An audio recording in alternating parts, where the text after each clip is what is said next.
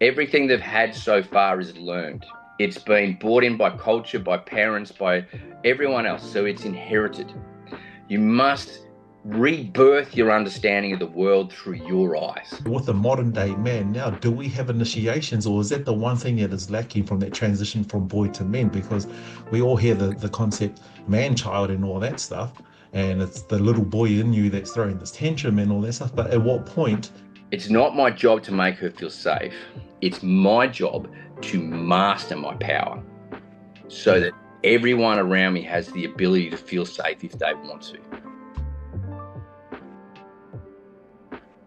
Today, I'd like to introduce someone who has lived leadership in the truest sense of the word. Spent 17 years as an Australian Army commander, leading frontline organizations, making tough calls under pressure, and learning what it really means to show up for the people beside you. But it's what he's done since leaving the military that makes his story so powerful. James is the founder of Emergent Leaders, and today he's on a mission traveling across Australia, working with leaders and communities, helping people stand in their power and teaching them how to take it all back. He speaks from real experience, not just about leadership, but resilience, emotional intelligence, and the kind of courage it takes to be honest about your own struggles. James has a rare gift. He meets people exactly where they are and walks with them towards something greater. Brother, thank you for taking this, accepting the call. Thank you for My your brother, yes. it's a deep honour, mate. It is a deep honour. For all the guests that are listening and tuning in, James is official was officially my first mentor slash coach that into self-development. I think you can see a different person or different version of the man who's sitting in front of you as opposed to the man who walked up or yeah who came over to your land at the time and was just seeking no idea what I was seeking, but you did. Man, just to watch you own your shit and own your power and what you're gifting the world now. Mate, it's just it's mind blowing to watch you do it, and yeah, got so much love for you, my man. Thank you, thank you. So I want to like give you an opportunity to speak into just a little bit about the military and that transition into the self-development world, into the leading men. Well, more so about the men. I know you practice across the whole men and women, but for the men that are listening who might be wanting to know more about you, especially when I mentioned the military. Yeah, the military, like you've got your own experiences as well, and that's part of our bonding too, wasn't it? We got to Yeah. sit there and we got to feel each other's history. And 17 years, as you said, it's a substantial part of my life. But also when I joined it, straight out of school, I thought I was going to be the general. That's the only path that I thought life had for me.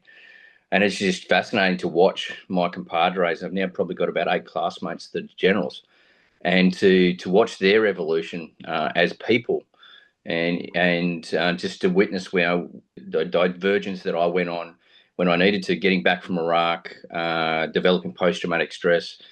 Yeah, sure, being hit by the roadside bomb was a factor in that, but there was a far bigger moral wound that I sustained, and then going, into depression, suicidal, and having to crash like as hard as I did and plow in as hard as I did, was simply because I was so stuck in the ruts of life that everyone had cast before me, and it took that bigger blast to jump me out of them, to derail me, and I needed to derail because I needed to find out how it was to construct me again, to find me in the ashes like the phoenix, and then work out how to construct me the way I'm actually meant to be, to live how I'm meant to be, and in that process, people started coming and asking for help, and I go, man, like look at me, like look at the crap I'm dealing with. How can I help you? And they said, well, you're dealing with a bit of shit, and you seem to be able to navigate it well. So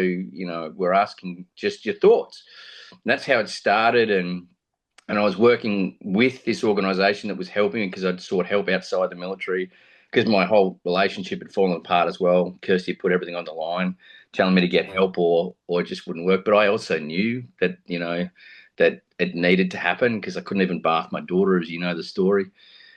And this organisation, I saw the potential. I saw this knowledge. It started to really open my mind, my heart, and everything. I saw that what happens if, and I really started to envisage a new world where, and back then it was, I could give this to the military. I could take this into the military, and we could really, heal the military. And I realized that was my savior complex coming back, and having to go through that whole process, but and that rejection as well. Like the sage is more often than not rejected by their own tribe, and to have just gone back to my 30th reunion of graduating the Australian Defence Force Academy. It was really fascinating to see like the shift in relationships that I'd had, and lots of people didn't know how to take me anymore. And that's okay, I didn't mind. But the ones that really gravitated to me, that really were interested, and I'm more interested in asking them questions. So it birthed this whole new relationship with a lot of people. But anyway, coming back to this point, like I got help, and then I trained. I did a lot of very different training. I didn't go down getting the degree in psychology. I wasn't happy with what psychology was offering. I knew there was something there, so I studied it within my own personal realms, and I studied varying forms of psychology as well. And stick to one particular thing. And where I've really come back to is a lot of archetypal psychology, especially with the Jungian influence. But then for me, that's not just enough. There's so much more other different dynamics of understanding. And because of the way my mind worked, when I started my journey of recovery, I wanted to know why I'd gone down that path. Like, how did I get so low? And how was I able to get back when, mates are dying? Like, my mates were killing themselves. And a photo just popped up because, the other day was Anzac Day, and a photo just popped up, and there's two officers that were part of my staff in Iraq, and both aren't on the planet anymore. And they were looked on as really hardcore, stellar individuals. One of them's nickname was Rock, and both of them have gone now. So, to witness that and to realize that I was right there, but I didn't go down that path. What was the difference in me that meant that they went down that path and I managed to vector myself away from it and start that healing journey? And so then, more and more people would come, and as you're probably experiencing, when a person starts helping, the people that show up on the doorstep will also be the biggest mirrors. So they'll be bringing the biggest issues that you're currently dealing with, and they'll say, James, can you just help me with this? And I'll be sitting there going, yeah, right. This is going to be a bit of a mutual helping experience. But what I started to understand is my mind's great at grasping concepts. And so I could then relate these concepts to many different environments, and men particularly like started to be drawn to me. But as you mentioned, I've always helped both genders, because I don't think, I don't believe in mental health as a concept anymore. It doesn't explain what's actually going on. I use the term vitality. But in that space, it's like men's mental health is not a men's issue. It's a family and community issue. And women's domestic violence is not a women's issue. It's a community issue. And it shouldn't be left to police. We need to go right into this to understand it deeply, to understand how to bring back support mechanisms which have been there time immemorial, but we've forgotten. So, yeah, it's been a journey to come to this place. And now I've been doing this stuff for 17 years. I've run Youth Rites of Passage for 10 years because my daughters needed something in their school, and I'm the type of bloke who, if I see there's an issue and I know I can assist in it, I tend to put myself out there to assist that. But that really got me to understand initiation better, to understand false initiations, which is what I went through in the military. And there's other organisations, testosterone field organisations, go through a very similar thing. And then the difference between what is a true initiation, to bring me now to sitting in circle with some of the most amazing First Nation people, the Aboriginal, the Kimberley, and be able to see what's gone wrong in their initiation processes when they do practice the old law. They know the old ways, but there are some glitches in their mechanisms and stuff like that, in which I can sit there now and in true humility call them out and say, is that really a cultural issue, or is that just wound showing as culture? And so, my mission at the moment with that work particularly is to help them understand how to be traditional and modern simultaneously as an individual, and reclaim the spirituality of the man on a daily basis.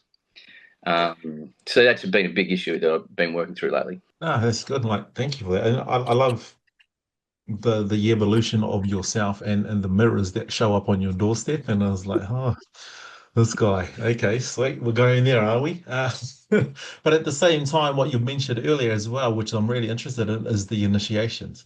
Mm-hmm. Every culture has their own type of initiation. So, like for me, I went on a bit of a journey 2 years ago, went back to Tonga to find out what, how did we live pre-Christianity? And I'm not taking anything away from Christianity. I just wanted to know because there was a life before Christianity. What was it like and all that stuff? And it was very hard to find any information.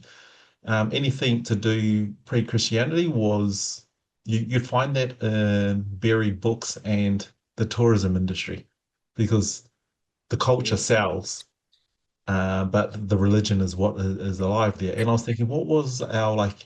You go back to Scandinavia, for you track back your roots, like there's initiation back to the Vikings had initiations that every culture had. Mm. What was Tonga's? But then Christianity is now alive and well for how many hundreds of years? It's almost from boys to men. The initiation, from my understanding, is circumcision. Yep. And what I want to know, and like just on your thoughts, like with the modern day man now, do we have initiations, or is that the one thing that is lacking from that transition from boy to men? Because we all hear the concept man child and all that stuff, and it's the little boy in you that's throwing this tantrum and all that stuff. But at what point in Australia, in New Zealand, and anywhere do we recognize that there needs to be an initiation within the community of the men of that little boy to kind of to go through? Well, brother, if it's not formalized and it's not done properly, it's going to come anyway, because it's actually a natural point of human evolution. And so the false initiation will be born. And a great example, let's go with the military. What the military do really, really well is breaking you down into bare minimum and then rebuild you. The issue that the reason why it's a false initiation is they rebuild you the way that they want you to be and the way that culture impresses on you. Now, culture can be very wounded as well. And over time, the military has moved away from the archetype of the profession of arms. In its purity, that archetype represents the most altruistic professional endeavor to master the skill of arms in the protection of the things and the people that I love. And I think that there is, and the willingness to lay down one's life for that, it is truly a endeavor of service, which is why people gravitate to Anzac Day. People gravitate to a military commemoration or celebration. But then I've used this term military. Military is the human bureaucratization of the profession of arms. And the military can, and in part has, lost its core understanding and ability to be the profession of arms. And then in this woke space, the diluting of what it is, can you be, go back to the point about traditional modern, can you be the profession of arms in the modern world? Yes, you can. And one of the ways you do that is you go back and you understand in absolute purity the processes that were deeply embedded into the military.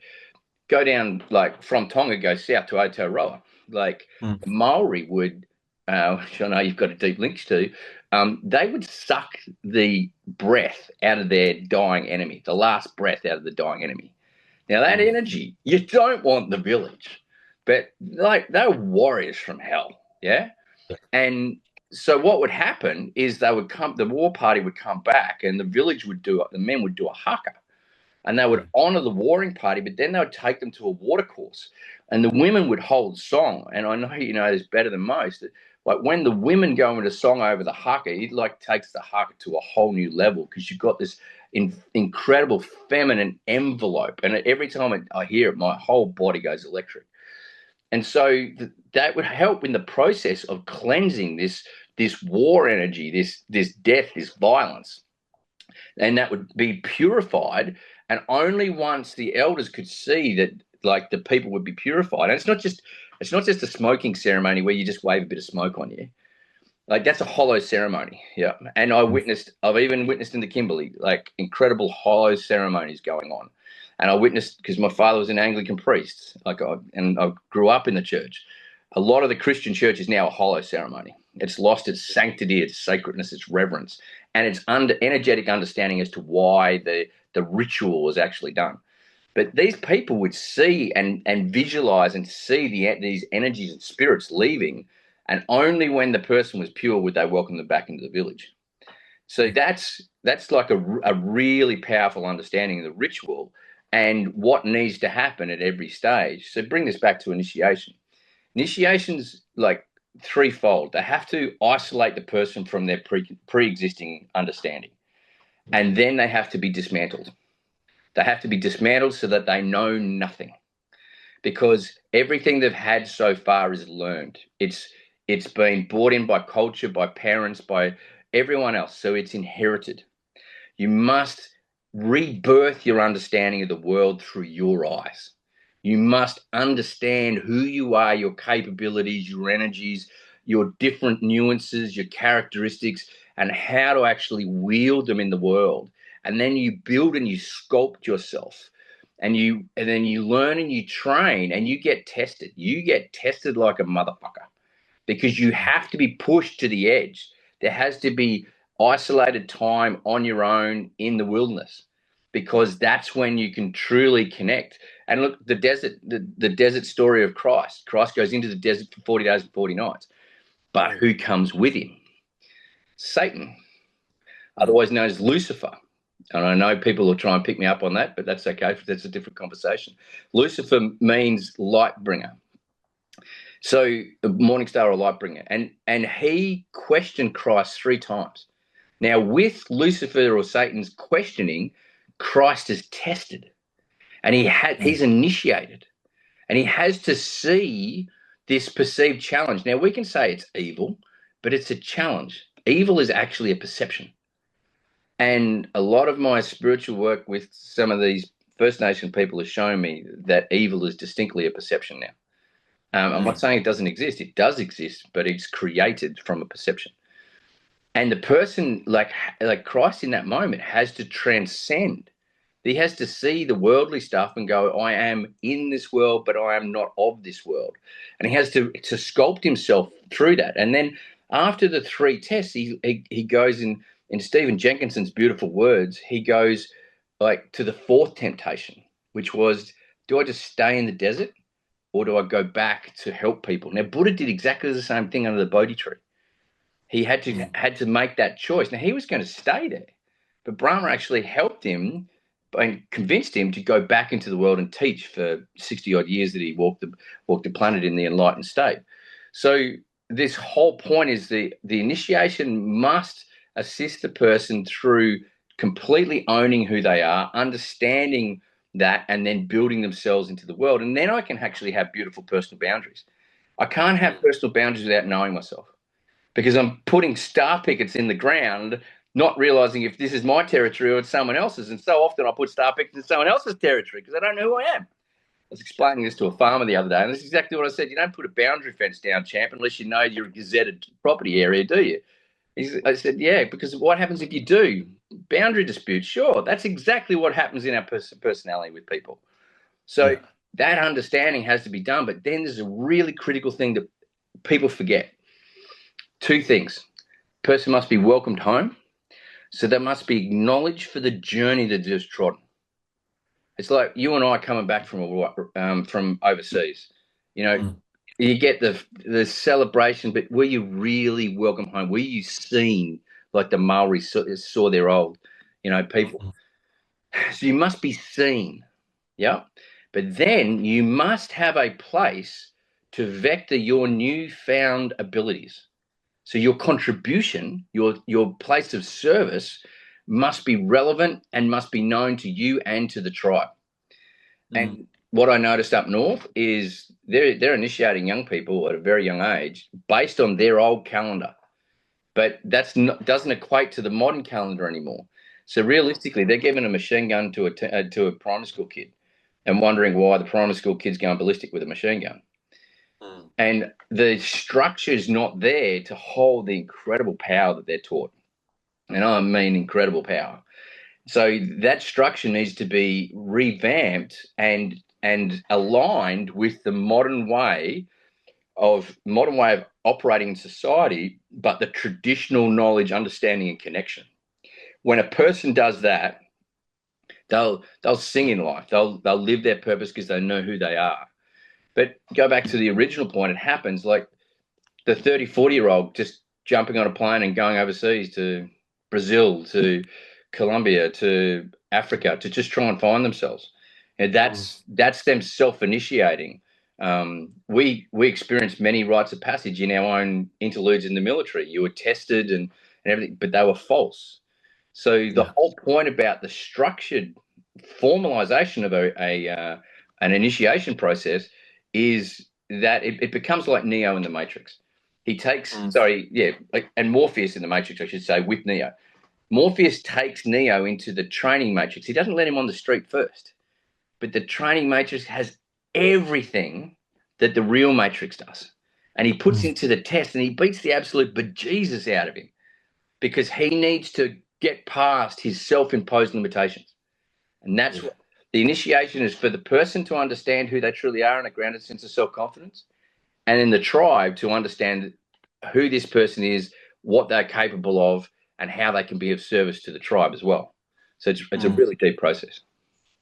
Yeah. No, thank you for that. And it leads me on to my next part is for the boy that was never initiated into the man, and when he doesn't get his initiation, then that limiting belief of what he can and can't do is there forever until he's at a crossroads. And one of the biggest things that I see with a lot of men that I work with and I've done some work with and walk with them as well is that we love pain and we love to learn through pain because we need things to be redlining somewhere in our lives before we start making change. Because if it goes up to almost redlining, but then the situation, let's just use the example for the partner, the situation with the example starts to with the partner starts to red line, and then it tapers off, then we feel, okay, we don't need to change anything. But at what point, why do we think that way, that we have to learn through pain?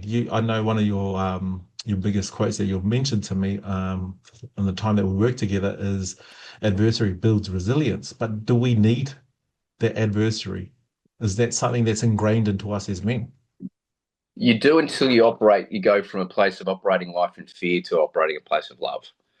That's a transition phase that will happen. So the pain of the present moment has to exceed any perceived pain that change will bring for me to want to change, to initiate change, if I'm in operating the space of fear. If I'm operating a place of love, love will guide my change.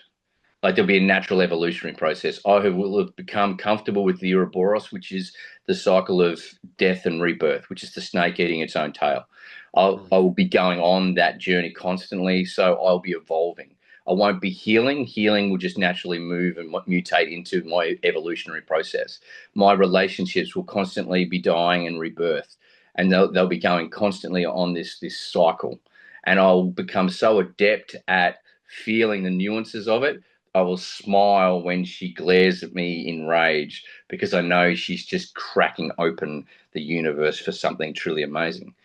But I have to be operating in a place of love, and when I'm operating in the balanced masculine and have harnessed my dark masculine, like my wife Kirsty was going through some stuff this morning, and she gave me the eyes, and I just smiled, and I threw down a couple of jokes. And when I saw a wry smile come out, I said, I saw a fucking smile just then. As I'm challenging her, I'm like there. She knows I'm in love. She feels safe. She knows how powerful I am, but she feels safe around my power. This is this whole misnomer about, and I know I'm just about to go on a tangent, brother, so feel free to rip me back if you need to. But no, we need it. This whole bullshit about, man, you need to make your woman feel safe. Fuck off. Which actually is one of the reasons why people are talking about this pain thing, like you've just mentioned. No. It is a own individual's responsibility to feel safe.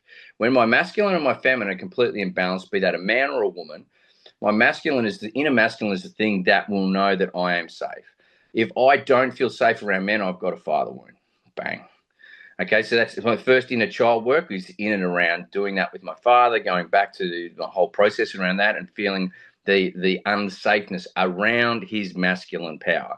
Purifying that, coming to an inner owning of that masculine power in a balanced way within myself so that it doesn't restrict my feminine beauty, my feminine goddess, and my goddess actually is allowed to flow again properly because my masculine is not in balance and not meaning that I'm dominating and I have to make the decisions and I have to be out the front and I have to be in control.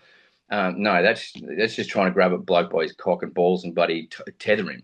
And you will never, ever get the best out of your partner if you ever try and do that. Matter of fact, one of the things that one of the ladies up north came to me when we're doing this work in which will bring the third camp involves being the husband. So we're going to bring their women in as well. It's quite a massive thing in Aboriginal culture because they're generally always done men's space, women's space. So it's got to be done right. But the woman who's helping me with this is the lady in charge of the women's empowerment program up there. She's Aboriginal herself. And I was explaining what we're doing about helping the men open their heart. And she looked at me and she says, that's dangerous. I said, I know. And she says, I said, so why do you say it's dangerous? She says, because they'll go home and they're women. Their women aren't ready for it. They'll be savage. And I said, I know. So we've got to help them understand that environment, help them understand what a wound is, to see a wound and not be affected by the wound and stand in purity and therefore be able to guide and meet their women. And she's starting to really like this whole idea. It's going to be massive when it goes. But this is the point about when it's not my job to make her feel safe. It's my job to master my power so that everyone around me has the ability to feel safe if they want to. Yeah. Because then, like, if I'm making her, I'm constantly trying to make her feel safe. I'm going beyond my actual abilities. I'm trying to control someone external to myself. And so I'll be constantly trying to dance around what makes it feel safe. I do this, I do.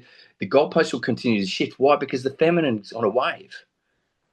Blokes get so bloody confused. It's going on a wave. And I think it's this way one moment and it's down here the other moment. It's not because she's on a wave. So when you get to see the wave in its totality, you start to realize you don't move because you're the fucking rock. Yeah, and she will test you. She'll smash against you left, right, and center. And it's not stone cold hard rock. It's this soft, beautiful masculine strength, which you, my brother, are really starting to blossom with and demonstrate. You know, in your powerful physique, but in your massive heart, like just being open. Great example of it. So come back to this point about pain. If I'm in fear, pain and I will have a relationship which is adversarial but addictive. So when I'm in love, I'll transmute that relationship to pain into excitement and exhilaration. And so therefore my sexual relationship will have excitement again instead of just shagging because you need to get your rust off.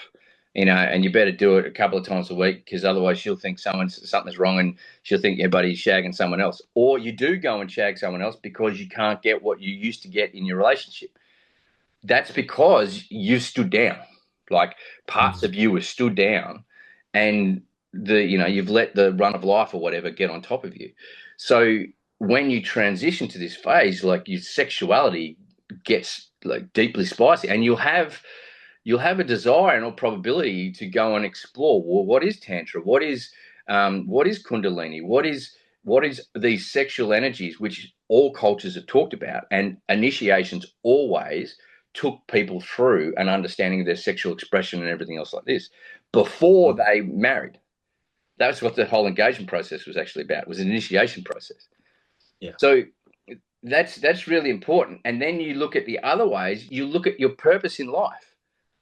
If you just get bogged down going a 9-to-5 job or whatever it is, 6 to 3 as a tradie, and you just keep turning up and just keep knocking up the same things, part of you's dying. and you will actually be craving some stimulation to knock you out of the numbness, so you'll go to pain. And that's why we have this addictive thing, because any person who's not on purpose, there is still something craving inside them to feel. That's why teenagers, buddy, watch horror movies. They're learning how to feel, and they don't like the shock, of that horror, Freddy coming in with his hand or whatever it is. So that's this whole addictive process with the pain. Yes, it does shift, but to do that, I need to understand my heart. I need to balance my inner masculine really, really deeply. I need to master this power, and I need to understand who I am, make sure I understand what my purpose is. And it doesn't have to be this mass grandiose thing. I'm going to change the world and this. No, a lot of the time, the purpose is just being you, the best version of you, turning up every day and being of service in wherever that is, whatever environment that is. So when I understand that and I live that and I really deeply connect, then this inner knowing starts to happen to me, and I will remember what it's like to step out onto the edge of the cliff. And I'll realize, I've been living my life 2 steps back, not on the edge. Mm. Fucking love it. Like you've unpacked so much some good, great stuff in there.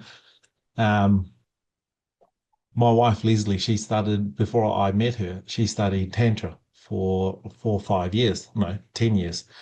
And there were bits and pieces where you came to mind, not in the bedroom, but in the teaching points Glad. of understanding and standing in my own sexuality. Mm. And when she could see any type of form of shame or wounding within the bedroom, she made it completely safe. And then 4 or 5 months into it, I got to experience the primal fuck.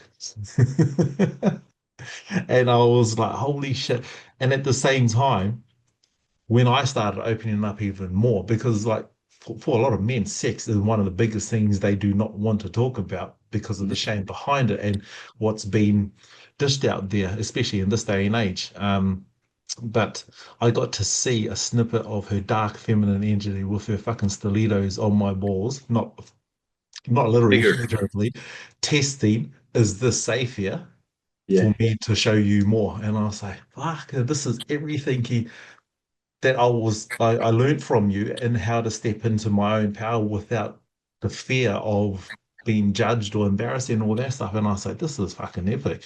But to lead on to that as well, like I teach men what you taught me about holding space, the cliff and the ocean.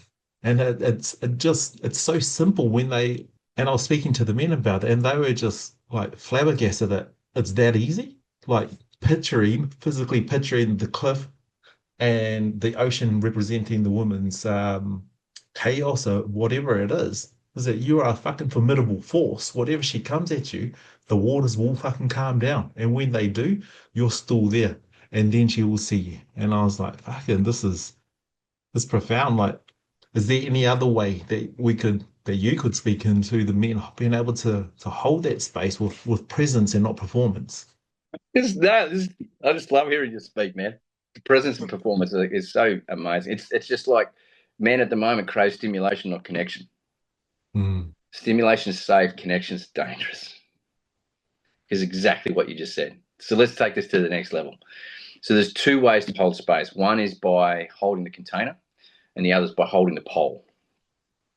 And go back to the dark feminine and the pole dance. So erotic, so amazingly entrancing for so many men to witness. And when you witness like a woman truly, be able to engage and become one with the pole, you understand that that pole has to be really, really strong for mm, her to weave and do and hang and twirl and sometimes be like right out on a limb. Just for her to completely let go, she needs to know one thing, that pole is rock solid and she can always come back to it. So the man sets the tone, sets the frequency, and she then dances creation straight off that on the horizontal plane. So the masculine is the vertical and the feminine is the horizontal. And he stands there in complete presence, can be awe when you're witnessing what you're witnessing, and but that incredible like strength to just hold firm. There's actually a position called Latana Sahana, and that is the man is lying down. We would know it as cowgirl, but it goes back to the hollow ceremony. Mm. The man is to be completely present, breathing and moving his energy. And she rides him and she goes off like she's riding the pole. And she's completely connected to consciousness. She's completely enveloping it. And she's just allowing herself to completely express herself in all her dancing energy. But he must remain absolutely present. Otherwise, he'll just lose his shit straight away. And there's this whole premature ejaculation thing going. We miss the complete energetics and emotional thing to a lot of that. It's a deepening understanding of when you get knots in your energy, things have to go out. So one of the ways that happens is the explosion. So you teach beautifully breath and everything else like that in your workshops and a lot of the work you do with men. So that's one of the fundamentals for a man. If he wants to hold this pole, he must understand his breath, particularly when sexual energy is around. But it's not just in the bedroom; it's everywhere. It's like if she, at the moment, like I've got a situation where we've come back down to my mum's place because she had a stroke and she wouldn't live on the property if we weren't here. So I brought my wife down with my youngest daughter, and there was this whole feminine chaos for quite a while, and it's actually just rebirthed this morning in the last 24 hours when there has to be change in the house. And one of that is because it's not mum's house anymore. It has to be our house as a group. Otherwise, we're just staying here as guests for 5 years, and that just doesn't work. Yeah. So for that to happen, there's like Clash of the Titans, two powerhouse women. Now I know that a lot of blokes get stuck in between the two. Like when I got married, had a great half a honeymoon, which was horseback riding. It's probably because we weren't talking to each other. We were on horses, like running around all over the high plains. But when we got back to the Airbnb and sat in the spa because my bum was really sore after 3 days of like hammering it on the horseback, that is. And all of a sudden the talking starts. All of a sudden it's like, you didn't support me. Support you in what? Your mother didn't welcome me to the family. What do you mean she didn't welcome you to the family? I'm sure she did. And all of a sudden I start getting pulled. And this lasted for 10 years. I was being ripped apart. One side my mother, one side my thing. But that's a mother wound right there. And I didn't understand any of this. So I don't stand between anyone. Why? Because Kirsty is a beautiful woman, a goddess in her own right, that I can call and hold accountable to. And my mother was going through her own stuff, not as emotionally literate as Kirsty. And in fact, in all beautiful and respectful reverence, there's no emotional literacy there. But there's a lot of love, but it comes out in weird ways, weird and wacky ways. That sometimes you have to be looking so acutely to actually see. But it goes back to that point of stillness and silence, which is a man's true power. So I get to then sit and hold the frequency, which is this house is shifting for the benefit of our all. And then Kirsty gets to dance and she gets to do all the thing, but I will hold her accountable. And I'll say, let's go and have a coffee. And then I'll sit and watch her dark feminine in wound and my dark masculine will meet her. Now, remember, gents, the dark feminine does not want fucking your love and your puppy love and all this bullshit. That she will fucking eat you for jujubes or whatever the Colonel said in Avatar. So she wants respect and she wants to be seen completely. But she does not want you to budge. If you shift your pole, your frequency, she'll see it straight away and she'll destroy you in detail. And that's why the argument goes on and on and on, because you've shifted. Yeah. So it's in standing in this pole, which is so incredible, which allows them the flexibility to dance and do what they do. And yes, get wounded at times, but come back to what they know. They don't want safety. They want the known. And if they know that you have mastery over your own power, that is one of the most erotic things that a woman can ever have. Yeah. Well, that sounds so fucking familiar with myself. It's with the new relationship between Leslie and I. Obviously, my daughter, 12 years old, she came on board. And I didn't realize that every week, it's week on, week off, every week that I had my daughter, everything about me changed. And it was that pull. And I was doing some work with Leslie, and she was talking to me about what was going through, what she could feel, and all that stuff. You're always a different man. What we had come concluded to was that within my past relationship, my safety was installed into my daughter. Mm. And when my daughter came to start living with me, with my new partner, that safety was still there. So whenever she needed something, I was always yes, yes, yes. It's like I needed her yes, and I had outsourced my love Mm. to her for her in fear of losing her approval, which obviously was transferred from her mother at the time. Mm. And then kind of seeing that and then holding that pole, holding that pillar within the house that, okay, I need the boundaries because she's looking for boundaries as well. She doesn't know boundaries. She just knows what she knows. Mm. And as soon as I started establishing one, me first, two, the relationship, and then the children, even though she wasn't Leslie's biological daughter, fuck, within 2 weeks, she knew exactly where she was. She knew that her love is not going to be rejected and all that stuff, and that she has not been replaced. It was like fucking having the balls to be there if she didn't accept it, but also having the balls to wait there until she does, kind of thing, is like that was one of the biggest takeaways to date was the fact that as a wounded man, I would always outsource my love because Mm. I didn't have purpose. Mm. So Well, it's a how big? I mean, tough. you've been on a big journey of reclaiming your purpose, and actually living it, and having every reason to stay non-aligned, but you've really put yourself out there, and in the recent 12 months, you've really started putting yourself out there. What has finding your purpose done for you?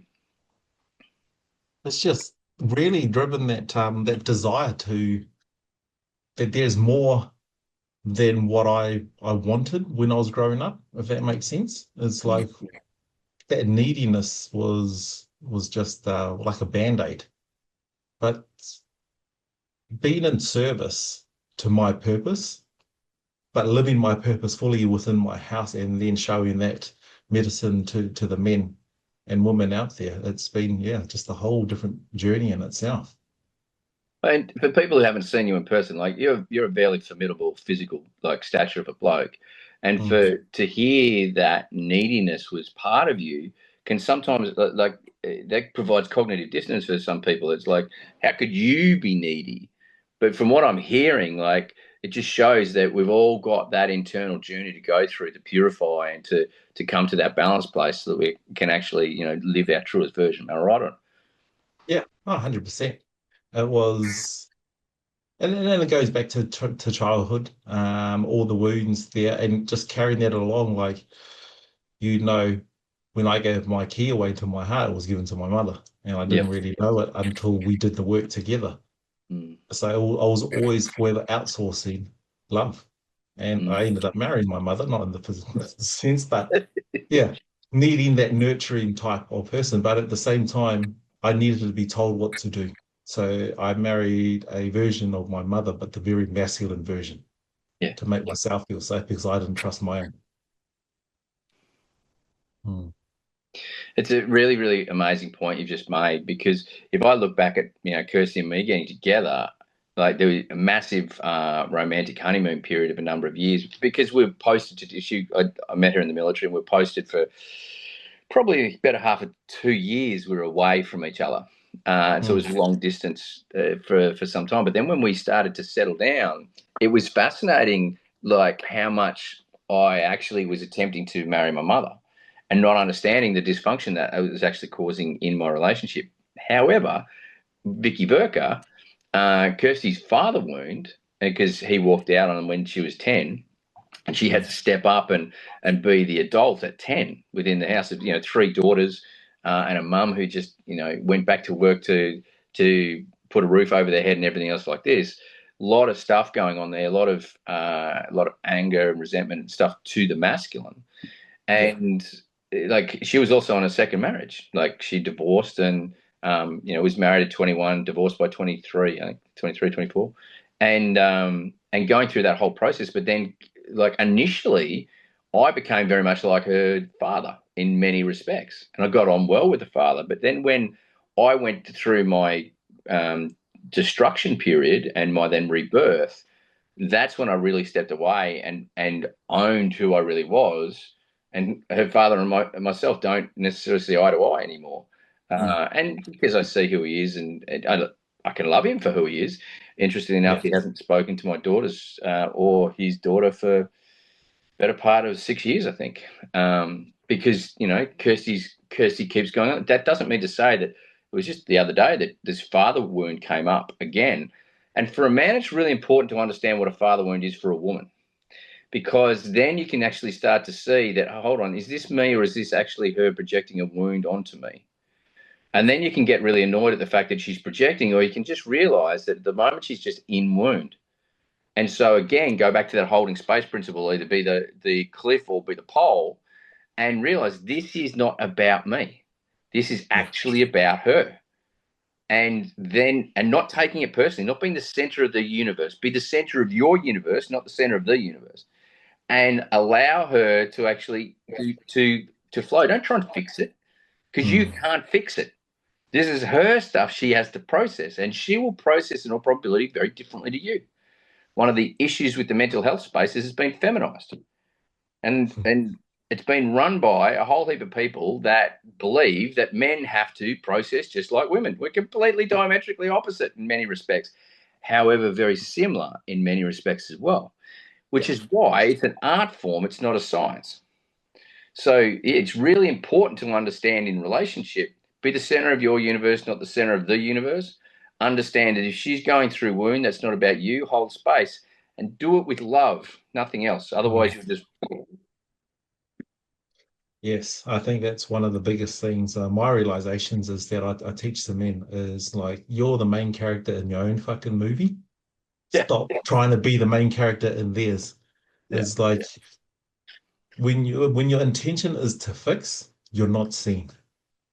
And that's just such a vital part of the film. Like I got invited earlier this year, last month, to hold the masculine pillar on a women's retreat, and they did embodiment. There are 21 women there, and I got asked to, can you hold the masculine pillar? First off, they're gonna project their pain to the masculine pillar, to the masculine, and then they're gonna do a devotion piece.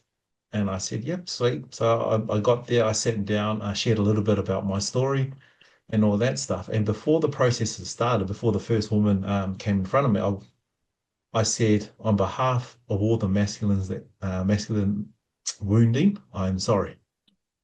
And that just like they all went into their own process, went internally and just started that deep reflection. And then when the first woman came and she projected her pain to the masculine, like be it her father, brother, whatever man had caused that masculine wound, I was there to see it. And so I sat through all 21 of them. And I was just like, this is just beautiful to see, to bear witness to the pain and to hold them in theirs, and see it all. And one of the questions, and then after that we lunch, and then we had the devotion piece, beautiful piece as well. And then there was Q&A afterwards. And one of the women said, like, were you at capacity and for holding our pain? And I said, fuck no, not at all. And they go, really? And I was explaining to them what I was going through. But I did say to them, but after the first woman gave her devotional piece to the masculine, I was done. I wanted it out. I could hold the pain, but the devotion piece to the masculine, I was like, oh man, this is too much. My cup's little. I don't need that much. And it was such an eye opener to be able to receive and hold and see pain in its truest form, but to receive love and all that stuff was like, oh, it was just way too much. And I think I believe there's a lot of men that feel the same because we understand pain, not the same as women, but internally we understand that pain and be able to hold it. And yeah, it's interesting. What's your thoughts on that? Well, women will often vocalize pain. You know, even you just watch the birthing process, the woman will often scream, vocalize, and stuff like that, whereas men will often internalize pain. Mm. Different process. And the issue with internalizing pain is if you're not good at doing it, then what will happen is it will get stuck and get suppressed. You can internalize and flow. That's actually the secret of it. You internalize, you receive, and you actually let it flow, which means you just need to be aware of energy. You need to be grounded. You also need to, as you beautifully, like your story illustrates, be the center of your universe, and realize, it goes over. I had the honor of standing in front of 30 something Aboriginal men the other day. And after I introduced myself, I then stood and witnessed it, like the people, the traditional owners and some of the older people introduced themselves as well. And the end of the session, I stood up and I said, I understand there's been a lot of pain inflicted by white people, people of Caucasian descent, on people of this land. And I stand here in true humility and honor. If you need to vector that at me, I give myself in service. And fucking powerful. Like, it's just, when you get to this place that we're in, man, it's so humbling and such a place of deep honor to be able to stand in strength. And it's not fucking courage, because when you're in this space, as you know better than most, like it's a place of knowing. The courage doesn't enter into it. It's just, what you have to do. That's a true masculine space. Yeah. But come to this place of receiving love. It's so easy in the doing, but the being for men is a lot harder. And receiving love is actually all about the being, and allowing that and honoring that, and again, the vectoring and channeling of that energy, because sometimes, especially if we're not used to it, be that pain or pleasure, what we'll do is we'll stop and we'll engage and get in train and wrapped in it. When we're being of service, and that's because we make it about us. But when we're actually in complete service, and goes from anything to the experience I just mentioned, through to love making, to doing something so beautiful as what you're doing in one of these circles, is that will then stifle the energy, cause a build up and pop really quick. It's like premature ejaculation. But if you can breathe it in and vector it like a downpipe, then what actually happens is it actually grows, which is the whole point. Men know this themselves when the buddy taught themselves how to masturbate, because what happened is the reflex action of orgasm got entrained to ejaculation, which is actually two separate functions of the body, two biological separate functions of the body. And so one happens with the other now for most men, but it doesn't have to be like that. And when you were teaching yourself to masturbate, you probably realized you just go up, and just before you peak, you just come down again. And then the next time you went up, it went higher. And the next time you went up, it went higher. Well, you can train yourself to do that with breath and other work, to do that when you're actually making love. But what happens is the experience gets more and more intense. And so when you are having one of these experiences, it actually goes cosmic quite quickly when you just allow everything to go. Because when I say cosmic, it's like an incredible blissful experience. And just the key to it, though, is when we do internalize and we embody it, which men can do, interestingly enough. Men are more grounded than women. Women are more cosmically connected than men. The masculine is about connection to spirit. The feminine is about the connection to God or the earth. So you can already see these two dancing, which could be called competing. They're not competing. They're symbiotic, balanced relationships. The feminine doesn't compete against the masculine. When you have an argument, it's either your two feminines or your two masculines competing against each other. Yep. And so there's an issue there. So when one's having one of these experiences and just letting it really flow, you go cosmic when you embody it, because like a lot of stuff dissolves which are you're just constructs of the world, your paradigms, the way you look through reality and everything else like that. But the trick is to allow for that and go back to a number of the practices I know you two do, you and Leslie do. Just simple as, well, take us through just the sitting and the honoring experiences that you guys do. So we do a practice of I see, I feel.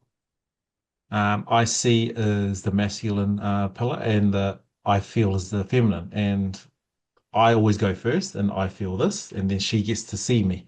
So I get to feel everything, and then she gets to see me. And then after 10, 15 minutes, we swap around, and then I get to see, and she gets to feel. So when the practice is done, she's fully in her feminine, and I'm holding that masculine pole kind of thing.